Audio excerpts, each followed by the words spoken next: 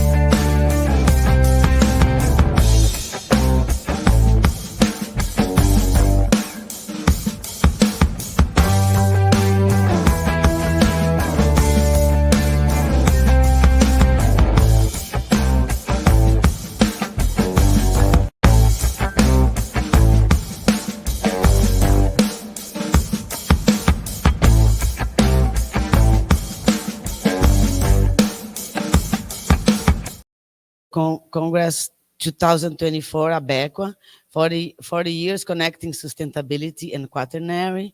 And today we have the keynote speaker, with the title of The Role of Climate in Driving Coastal Dune Types and Evolution, with Professor Dr. Patrick Hesp from Flinders University in Australia. And I'm going to talk about a little bit the work of Professor Patrick Hesp. He was born in Hawera in the Tanawak region in New Zealand. And he completed his bachelor's and master's degree at Massey University in New Zealand, and his PhD in coastal geomorphology at the University of Sydney in 1962. He was awarded a doctorate from Massey University in 2013. He was held academic positions in southwestern Australia, Singapore, USA, and New Zealand. Non-academic position as well in the State Department of Agriculture of the Western Australia, and the Rhodes Island Authority. He also a visiting professorship and fellowship in South Africa, Namibia, Israel, Holland, China, Brazil, Italy, Malaysia, Thailand, and France, and has worked on beaches and coastal and desert dunes all over the world. He is an expert in coastal dune geomorphology and has published over 300 articles in his career to date.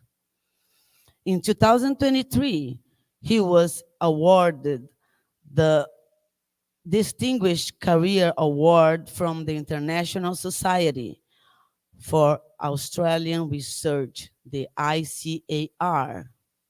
So, welcome, Professor Patrick Hesp. Please take the microphone and give us your lecture this afternoon. Thank you.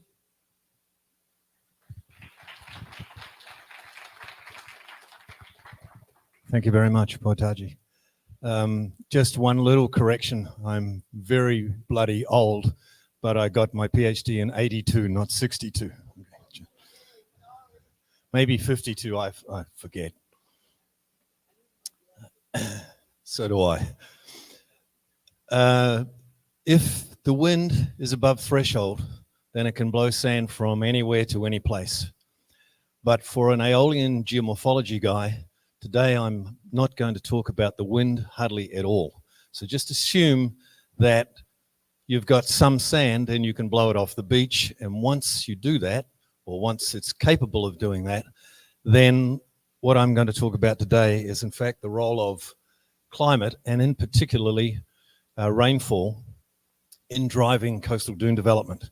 And what I hope to be able to demonstrate to you that, at least for some dunes, it is a much greater driver of dune behavior and evolution and mode than we have currently considered. If I can do this. First, I just wish to dedicate this talk to my great friend and amigo, Lauro Cagliari, who left us, unfortunately, last year. The bastard should still be here. He was, of course, the father and the grandfather of geological oceanography in Brazil, and many of the people that he taught have then taught students who are now working in Brazil as well. So he had a really major impact in Brazil.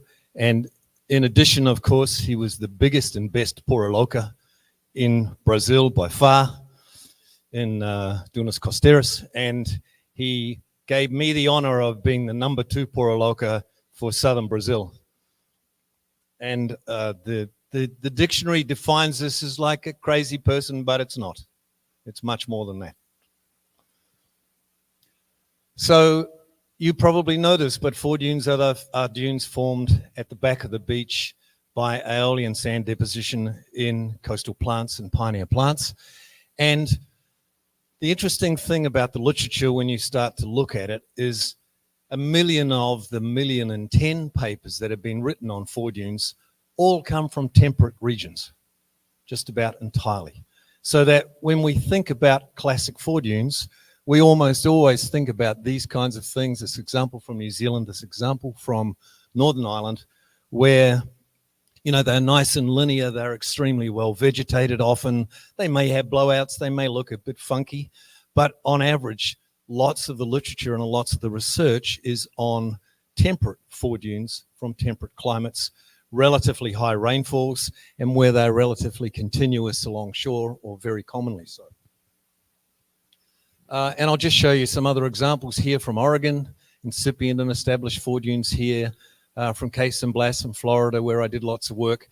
In every case on these pictures, in almost every case, you'll see the Köppen-Geiger modified climate classification, and you'll also see the rainfall. So these 4 examples I've just shown you are in very high rainfall zones relative to others.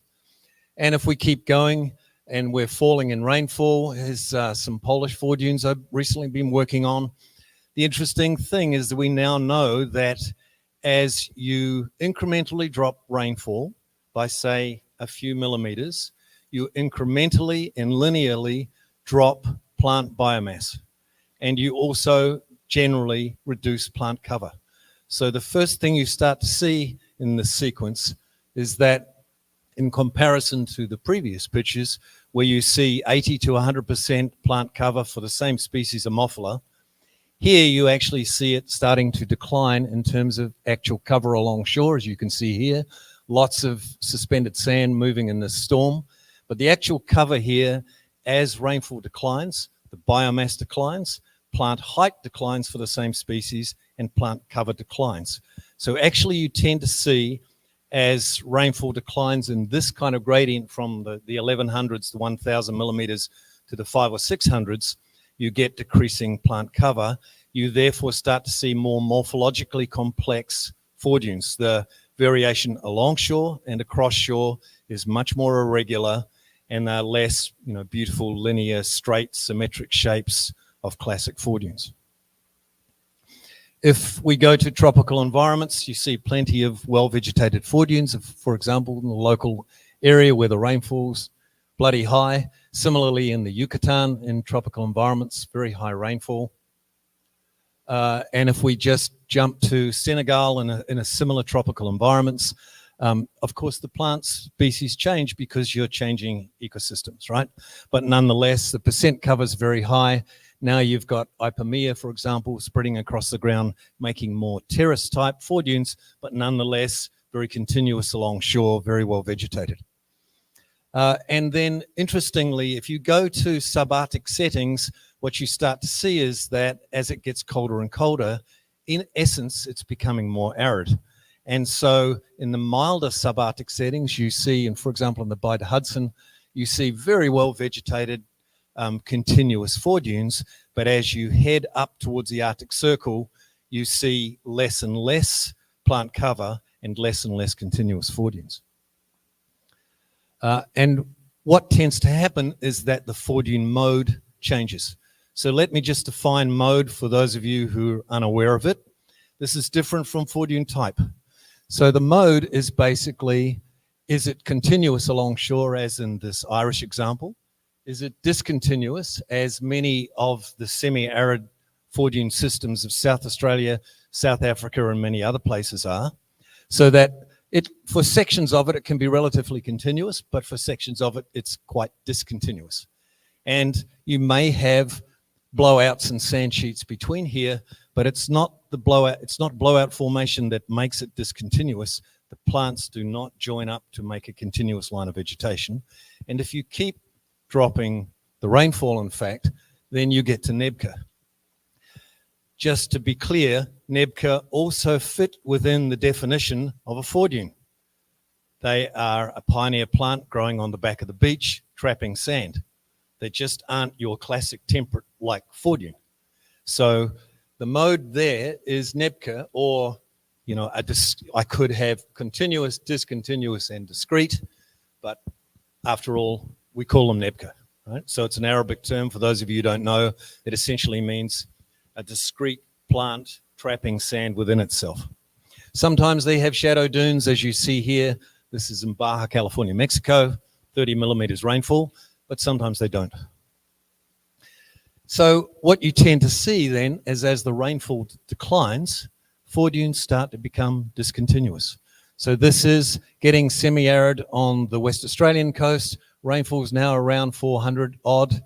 This is Atriplex, which is a 2-3 meter high pioneer plant, so it makes very high peaky foredunes, but it's the pioneer there.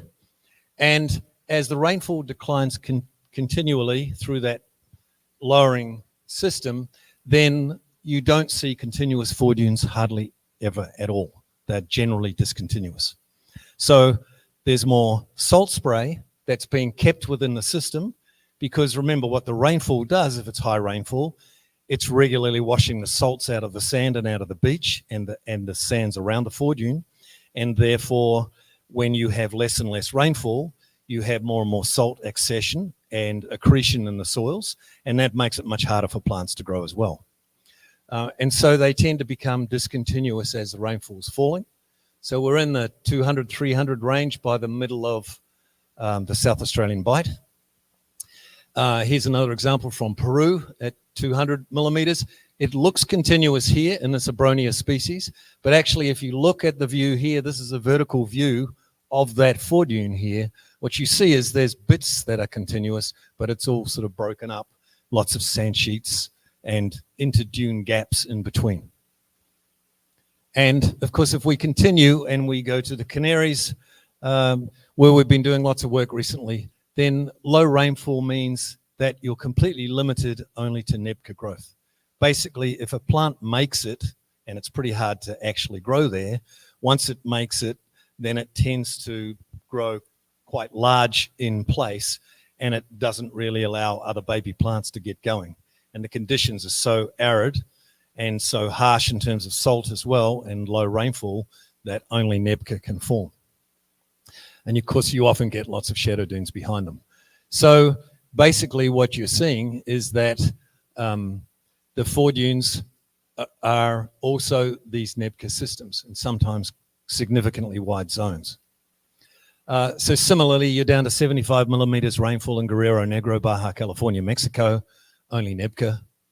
And of course, you see the same thing in icy conditions. So if you have winters where there's lots of snow, where there's lots of ice, where it's damn cold most of the time, then you might have somewhat higher rainfall, as you see here, right? It's in the 800s, but conditions are such that you can still only have NEBCA forming because it's actually relatively arid for those kinds of environments. And as you go on, for example, in Volvis Bay, where I used to live, 33 millimeters rainfall, it all comes as fog there. There's no actual rainfall, it's fog fall, and you only have NEBCA. So in most arid environments, in fact, only NEBCA can form. So what you see is that as the rainfall gradient goes from in the thousands down to the 20s and the 30s, that you actually go through this foredune modes from relatively continuous to discontinuous to NEBCA. And so the influence of climate then, and especially rainfall, because also evapotranspiration can be quite important in some places, right, is that you go from continuous to discontinuous to NEBCA across that range. What's the influence of sediment supply on that system? Does it make a difference? So if I'm pumping lots of sediment into these beaches, then can I change that? You know, does it alter the mode? Does it alter the way that they're behaving? And so here's just some examples from tropical Queensland where the forest grows down to the beach. It's a stable beach. It's actually got a tiny little foredune in the front there, but you can't see it for the trees. I'm adding a bit more sediment here. I'm adding bigger 200-meter wide foredunes on the New Zealand west coast here, and I'm adding hundreds of foredunes in the case of Western Australia here. So, you know, I've got this gradient in sediment supply over time. But what you see is that as long as you're in the high rainfall zones, 2,700 in this case in Madagascar, one of the finest cuspate forelands in the world, hundreds of foredune ridges here, you just basically make continuous foredunes. You just make a lot more of them. And similarly, drop the rainfall some. You know, I'm now on the Nayarit coast, the famous quote-unquote beach ridge plain, but they're relic foredunes in Nayarit. Similarly, here's the modern foredune forming on the edge here, and basically you just continue to make continuous foredunes. You just make lots of them. In the case of the Baie d'Orty in northern France, where the rainfalls in the 800 to 900s, we had rates of progradation for this traveling cuspate foreland here of up to 18 new foredune ridges formed in an 11-week period. That's about as fast a rate of progradation you'll ever see. If you have a higher rate, please tell me. And they're relatively discontinuous when they form because they're forming so damn fast. The next one's forming before the other one's 3 weeks old. But they end up being continuous dunes because the marram grass tends to just colonize the interdune patches, and soon you have continuous ridges. And similarly here in Warnbro Sound in Western Australia, down to 600 millimeters, no problem. 7,000-year-old foredune at the back, last Thursday afternoon at the front, continuing continuous foredune ridges. But this is the fastest prograding place in Australia, 23 meters per year progradation, beach progradation. But the rainfall is down in the 200s, and actually that's too high for here. That's from a rainfall station that's 100 kilometers away. So we know it's lower here, but we don't know by how much. And what you have is lines, or semi-continuous lines of NEBCA, but you don't form continuous lines. So my argument would be, yes, you can pump more sediment into the system, but the mode roughly stays the same. And of course, you get to a point with very high rates of sediment supply on hyper-arid environments, and you're down here at Sandwich Bay in Namibia at 33 millimeters rainfall, where you have no plants at all. So those lines there are actually berms only that have been deflated by the wind. So the berms are relatively high on this part of the coast, and the tops get wind eroded away, but there are actually no plants. And similarly, if you look at places in Angola just across the border, those white lines are shell lags formed by aeolian wind deflation of the beach deposits and the berms. So you actually get to the point where you get these wind deflated, prograded ridges, but they're actually only about this high from top to bottom and no plants at all. So you can get to the point in hyper-aridity where there's virtually impossible for plants to grow. And so, you know, you've gone past the NEBCA phase, I guess. I spent a bunch of time visiting every beach in Morocco and Western Sahara back in 2019 for 4,000 kilometers of coast. And I mapped each beach, and this is just one part of it, just to show you the sort of examples you see.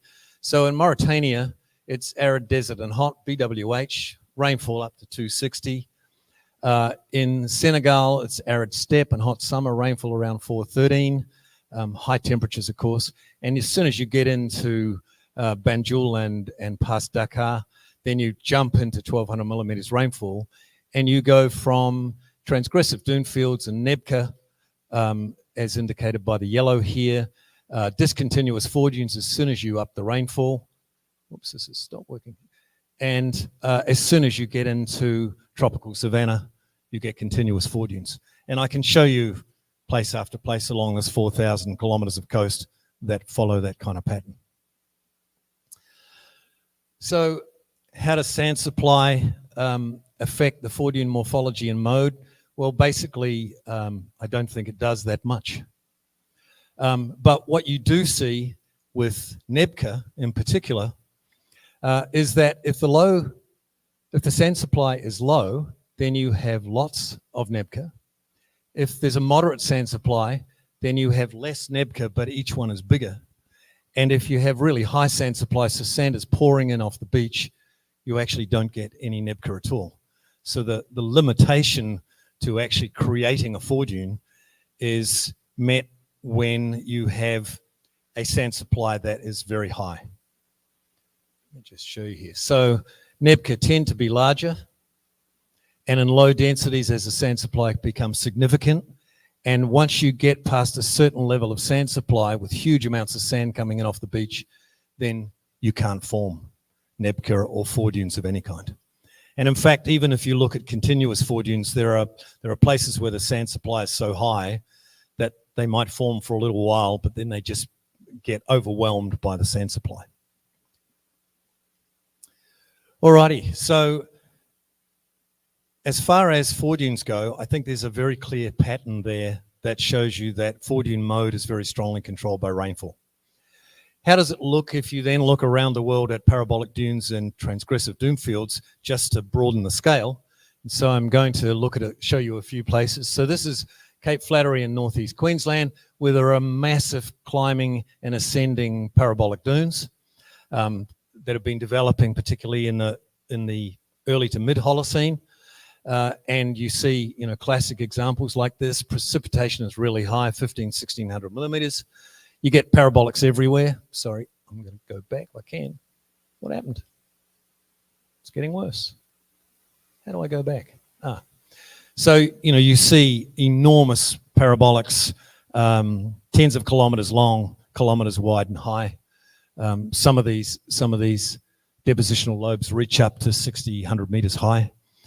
So in really high rainfall environments, you can make parabolics no problem, of course, because you make vegetation. You can have vegetation growing. The key thing is that you have a dry season.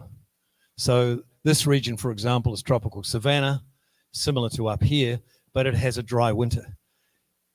If it turns out that you cannot find parabolic dunes except in one place in the Philippines, where it's a very special example, where it's wet, humid environment all the time, where there's no dry season or dry period. So similar examples in the Manawatu coast in New Zealand. This coast is prograding at least 1 to 4 meters per year. The foredune's broken up by blowouts every 20 meters, and lots of them turn into these long-walled parabolic dunes. Rainfall's up there in the 1200s. Easy to make parabolic dunes. Similarly in Cape Cod, 1100 millimeters rainfall. Large oblate parabolic dunes coming this way towards you and overlapping. Fraser Island, rainfall up in the 1100s, some of the world's best parabolic dunes. In this environment, of course, look around you when you're standing out by the beach. You're surrounded by massive climbing parabolic dune systems. No problem at all with this kind of rainfall in 1200s. And everywhere else you go, pretty much, as the rainfall even declines into the 500s. In Poland, plenty of parabolics and transgressive dune fields. Rainfall falling in California to 400, and parabolics coming straight off the beach in multiple rows, and larger, bigger ones in the back. Similarly, in Madagascar, in the same kind of rainfall, plenty of parabolic dunes. And in Western Australia, rainfall now down to 300 millimeters or so. Excellent parabolic dunes. Damn, sorry. But what you tend to find is, in similarity to foredunes, once you get below around 300 millimeters, and it's 250 in some places and it's 350 in others, but around that ballpark, it's very difficult to find parabolic dunes. You need enough rainfall to make enough vegetation for them to trap enough sediment on the margins around the depositional lobe to actually make the trailing ridges. So if you're not making trailing ridges as the dune advances, you're not making parabolic dunes. And so there are a few exceptions. The Queerseb Delta, for example, in Namibia, is a below ground delta. So when the river gets to the sea, it just becomes groundwater. So all of this is relatively damp for a hyper-arid desert. So as the sand's blowing inland from this prograding shoreline, it forms these kind of digitate weird parabolic dunes. So you'll see these on occasions where there's something else driving it, because there's enough vegetation here, because there's enough groundwater close to the surface for a 33 millimeter rainfall zone. You also see lots of things that, if you stand far enough away from and Google Earth, look like perfect parabolic dunes, but they're not at all. So once the rainfall drops further, what you do see quite often is excellent parabolic-shaped sand sheets and fingers, but they're not parabolics. There are no trailing ridges on these things. They're just blowing sand in these corridors between the nebka and looking like parabolic dunes, but are not. And similarly, you see this in lots of hyper-arid environments. So here in Somalia, for example, you get these sand sheets blowing off the beach in parabolic kind of lobes. This is the lagoon here where they're ending up, and in fact, they're not parabolics. So what about sediment supply for these? Does it really matter? Well, the important thing, of course, is that it determines the size of the dunes, of course. So if I have more and more sediment piling into the system, I can make bigger and bigger dunes as long as I've got enough wind to move it.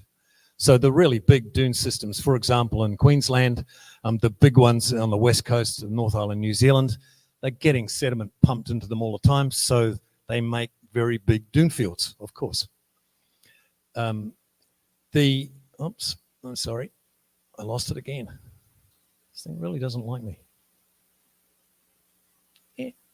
Okay. The other interesting thing, of course, is that the wind speed and the downwind vegetation type is quite critical in driving the extent that they'll go landwards and also their size.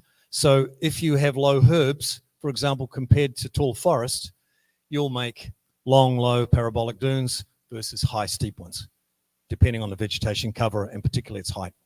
Similarly, you're on a high energy, howling, roaring 40s west coast here. In this environment, they can go inland until they meet the forest, no problem, at phenomenal rates, 8 to 30 meters per year migrations. All right, so what about transgressive dune fields? Well, so just to define them, here's the definition. They're basically coastal sand seas. The term transgressive was originally coined by this guy Gardner back in '55 in Australia, and so it became the common term. But in fact, it's really just a coastal sand sea in the way that we think about desert sand seas or ergs, very similar things. Okay, often highly active and mobile when they're working, and can be fully vegetated after some point in time. And if you look at examples of those, we have a classic one down the coast, Rio Grande do Sul, high rainfall, an eroding coast, but just up the coast, of course, it's accreting, and plenty of large-scale active transgressive dune fields, and in fact, the entire coast of Brazil is covered in the things. Best examples in the world. Similarly, up here in San Francisco, thank you, Landim, multiple phases on the delta there in relatively high rainfall zones. Oops, you saw another example there. Similarly, of course, if we go to Lençóis, probably the second largest in terms of distance inland coastal transgressive dune field in the world. High rainfall, absolutely no problem in making very large scale transgressive dune fields. But I will add, again, you have a prominent dry season. And so it's easy to make transgressive dune fields when you have a dry season. If it was wet all year round, you wouldn't see a dune field potentially. And then, of course, if we go to Europe, the entire Atlantic coast of Europe is covered in transgressive dune fields. The classic example is the highest dune in the whole of Europe, the Dune de Pilar, about 100 meters high here on the slip face. This is the LiDAR of it. It's the one that's sitting there that you're seeing here. But there are multiple examples of those that have been formed in the past. No dry season, but 800 millimeters rainfall and plenty of sediment supply. And they continue all the way up the coast, and so all the way up into Denmark, you see these quite significant transgressive dune fields, fully vegetated in this case. Lithuania, active and vegetated. The famous ones really doesn't like me, in Holland. And here's the French example again, and the famous Ruberg Knud in Denmark.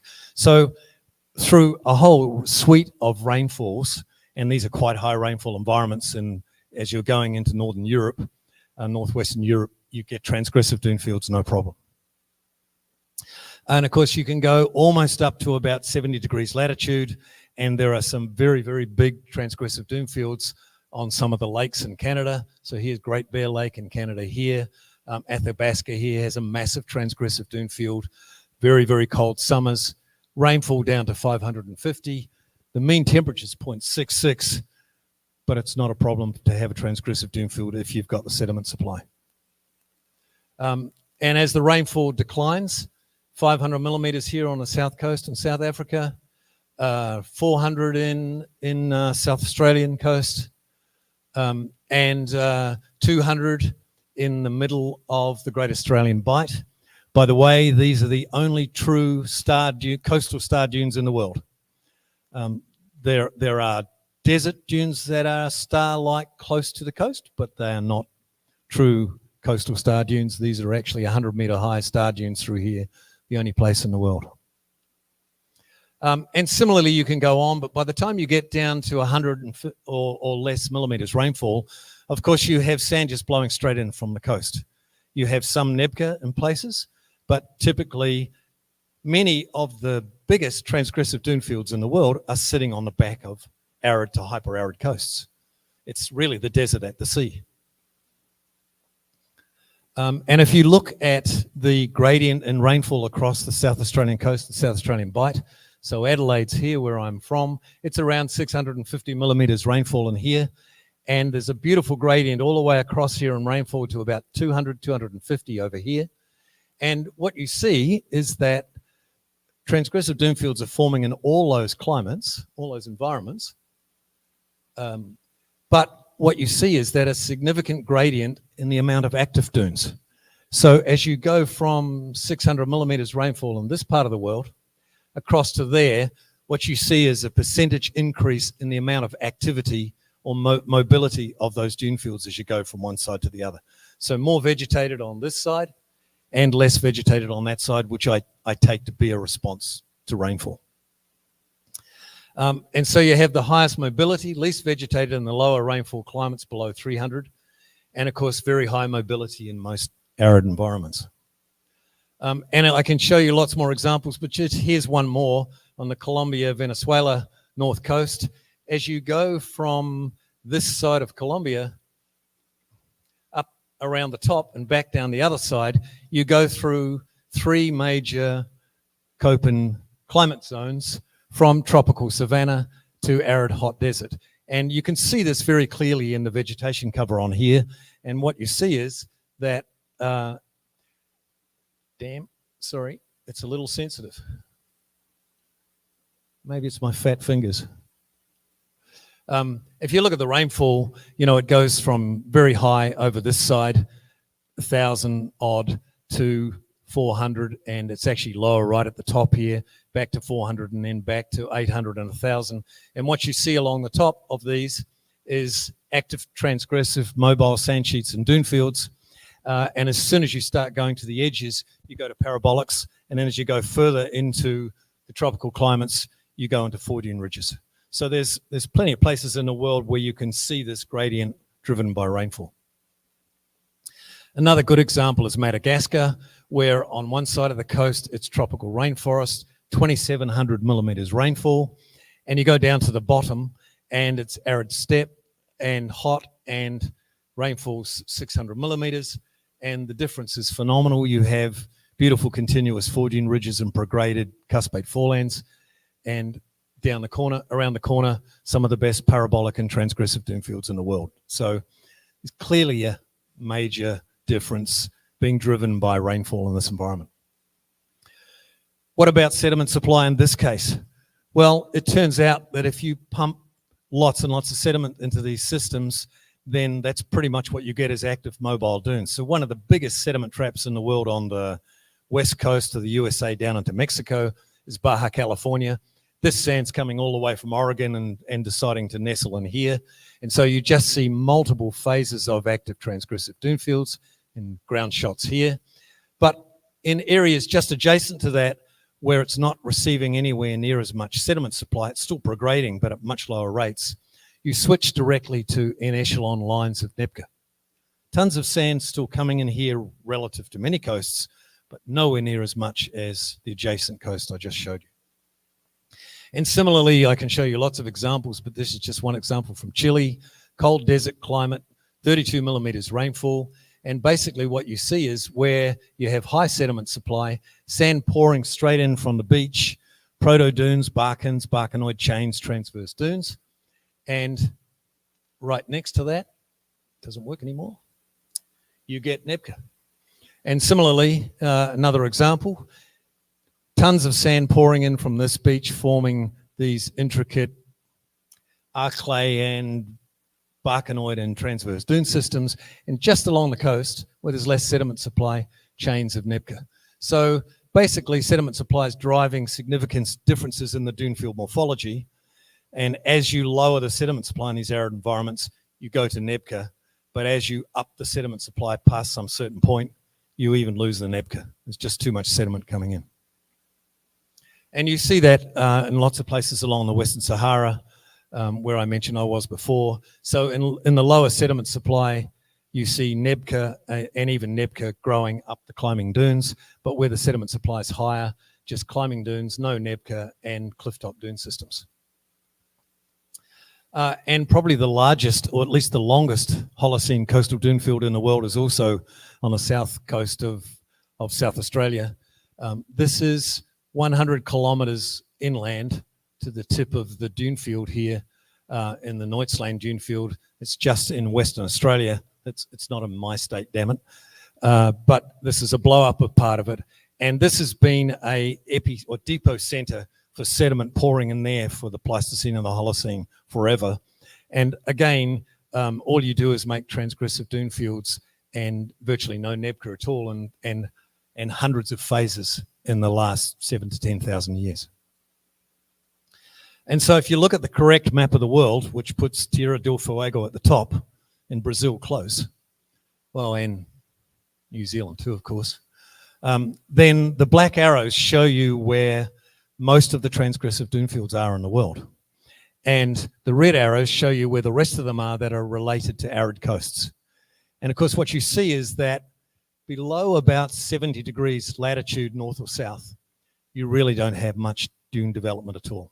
It's just either getting too cold or they're glaciated coasts without sediment supply, without sand sediment supply, or it's becoming too arid in relation with very little sediment supply. So there seems to be some patterns that you can see there. So some conclusions. I think climate and particularly rainfall is a major driver of coastal dune field development and particularly 4-dune mode. And so 4-dune mode in particular, continuous ridges to NEBCA, strongly controlled by rainfall. Here's my little model of what you get as you go from low rainfall to high rainfall. You go from NEBCA to discontinuous to continuous dune ridges. NEBCA pretty much dominate below 300 millimeters rainfall. And again, you could argue, is it 280 or is it 320? But in that ballpark, NEBCA absolutely dominate. You get parabolic dune fields in the tropics, no problem, as we see here, but they are best developed where in places where there is a dry season. If it's wet all the time, like the classic humid wet tropics, think of Malaysia, Singapore, Thailand, etc. There are Philippines, there are no parabolic dunes, there are no transgressive dune fields. There's lots of little 4 dunes, but nothing else. And it turns out as well that it seems so far from my traveling on Google Earth that parabolic dunes are generally absent below about 300 millimeters rainfall. In addition, sediment supply is pretty important in determining whether 4 dunes and NEBCA fields can exist or not, because once you get past a certain level, they just completely swamp the plants, or the plants have no chance to grow. A seedling might get going, but gets swamped by sand before it gets too far. And of course, it can also therefore drive major differences in dune field morphology and the volume and the vegetation cover, because the larger the sediment supply, the more you're putting inland, of course, and naturally higher rain, higher wind, you're going to be able to blow that stuff further. The largest dune systems in the world are on the back of high energy dissipative and high energy intermediate beaches. I haven't even talked about beach types at all, but it also turns out that surf zone beach type is critical. And if you look at a map of the world where all the biggest transgressive dune fields are in the world, they're mostly on the back also of high energy dissipative, high energy intermediate beaches. And transgressive dune fields are almost bloody everywhere. But of course, there's lots and lots of them in arid environments where it's easy to have one because plants just find it very difficult to grow.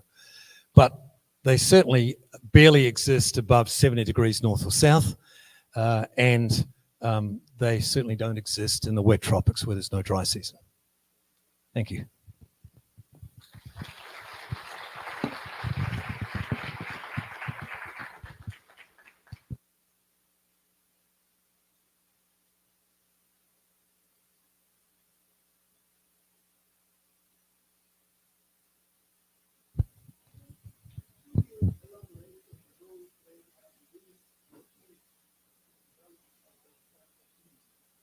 Of all of them? A couple.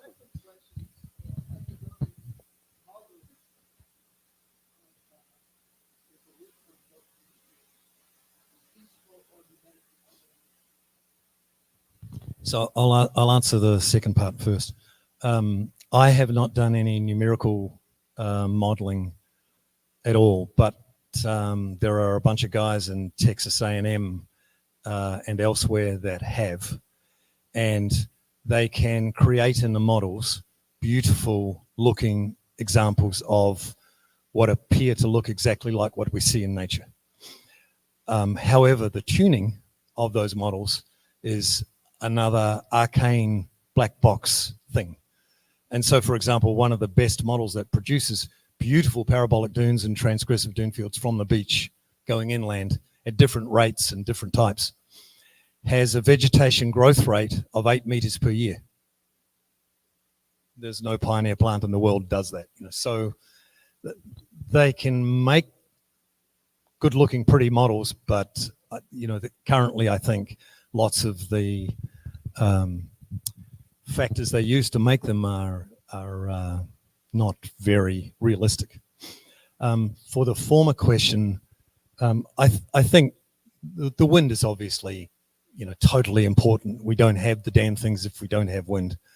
And I think what you see, for example, with foredunes, just say for example, is if I look at low energy environments in South Australia or New South Wales or lots of places in the world, you get relatively narrow and not very high foredunes developed in low wind environments. And if you look at the roaring 40s and the howling 50s wind environments in New Zealand, as you go up to the 60s latitudes and you're getting towards Antarctica, you see wider and wider foredune systems, and not necessarily higher, but certainly significantly wider. Some of the foredune systems in New Zealand are 200, 300 meters wide. And there are many people who look at them and go, that's not a foredune, that's something else. So I think, the wind is critically important. And just one more example, in New Zealand, in 1982, there was a classic El Nino, huge El Nino, right? It's probably the biggest we've ever seen. The parabolic dunes in New Zealand that I showed a picture of earlier went from doing 8 to 15 meters per year inland, depending on their size. So ones that are a meter high go very fast. They're doing 15, 30 meters a year inland over low grass. And the bigger ones, 10, 20 meter high depositional lobes, we're doing 5 to 8 meters per year. Pretty impressive for any parabolic dune.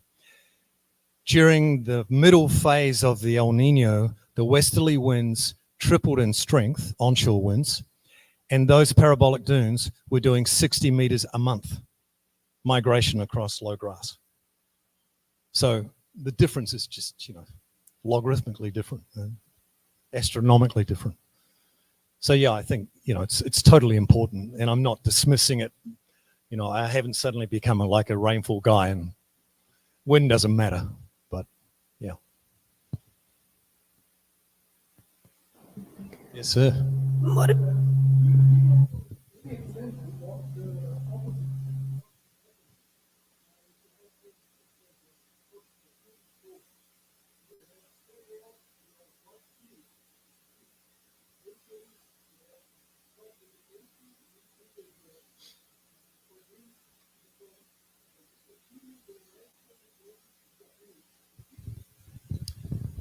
Probably the best example is in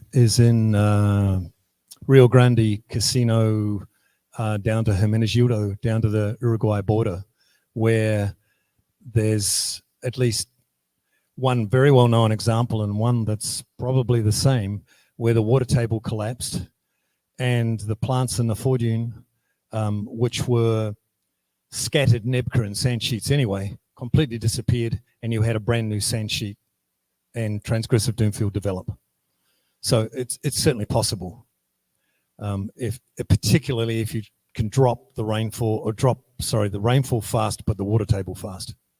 But there are very few documented examples of this, and we hypothesize that you have an arid period, then you would create a new transgressive dunefield phase because the vegetation of the foredune would collapse or die. But there's very, very few examples actually of this.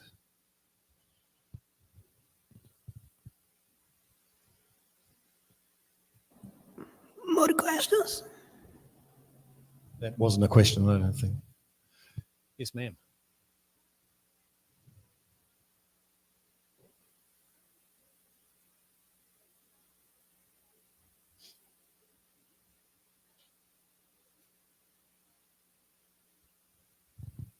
Yeah. So it's kind of weird because you would expect that if you grow a nebka on the beach, let's say on a sand sheet anywhere, I have a plant growing.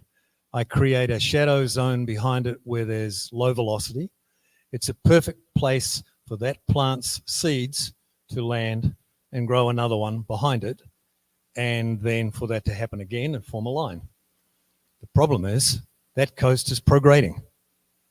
So the nebka are forming lines seawards of each other. So it's anybody's guess what the hell is happening. My strongest guess is that, seeds are coming in, blowing around all the time, being washed in, and you have enough of a wind alley, if you like, or a channel between the lines of nebka that's influencing where another one can grow, even though it's more seaward of the previous one. But it's a wild guess. We actually don't know. That's not the only place that occurs. There are a few places around the world where it happens.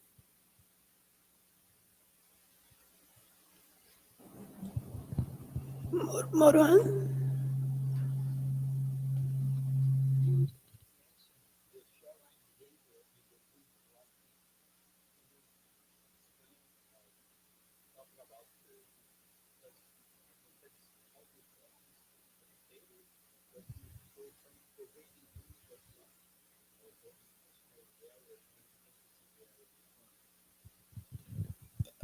So the question was about the shoreline. I think one of the really interesting things that's coming out of this is that you can have a shoreline sit at a position and have sand coming from the sea, from the ocean, bypassing that line and building a dune field. And so what I've become, I think, aware of in South Australia is we have the largest cool water carbonate factory in the world. We are producing sediment like nowhere else on the planet. And it's pouring into these dune fields across the South Australian, Great Australian Bight. And in many cases, what we see, and we only have 1940s earliest photos, right, is that the shoreline's stable, but the dune fields are building and making new phases. So, when you talk about sediment supply, it's kind of interesting because you tend to think of it as, well, the beach is prograding, right? But in the case of the New Zealand example, we know it's prograding 1 to 4 meters per year, depending, and just pouring sand inland, but building big foredunes and then parabolics. Whereas in the South Australian transgressive dune fields, the sand is just bypassing the nebka line and building the dune field behind essentially a stationary shoreline. So, it's really quite interesting in that regard that the two aren't the same.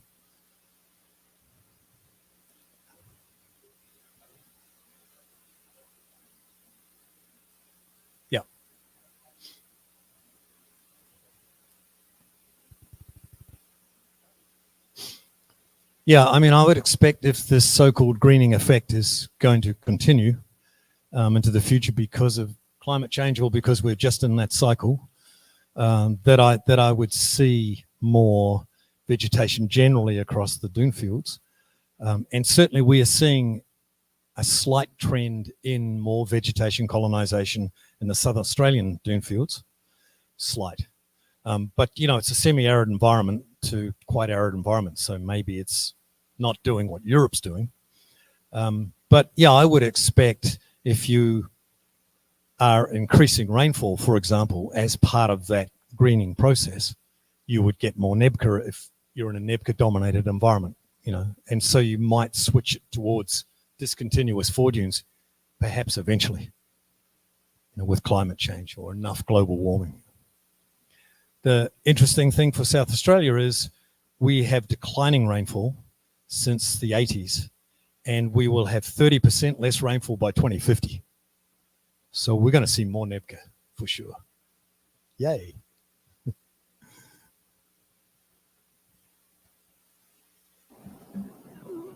More questions?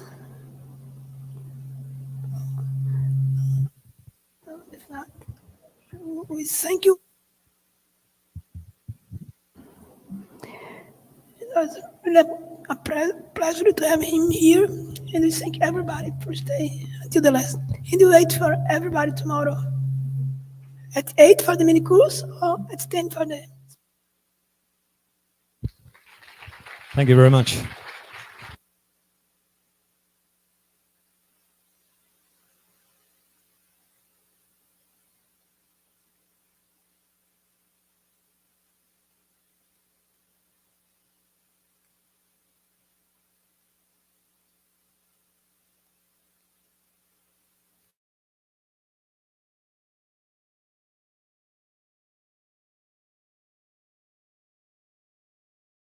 Invista em você e em sua família. Associe-se à Mútua e aproveite os benefícios sociais, culturais, financeiros e convênios. Conte com a Mútua para suas atividades profissionais, para bem-estar e saúde, para o planejamento do seu futuro, para cuidar da sua família caso você venha a faltar, para situações passageiras de perda de renda, para planos de saúde regionais e nacionais, para descontos em produtos e serviços e muito mais. Acesse agora e faça seu cadastro. Mútua.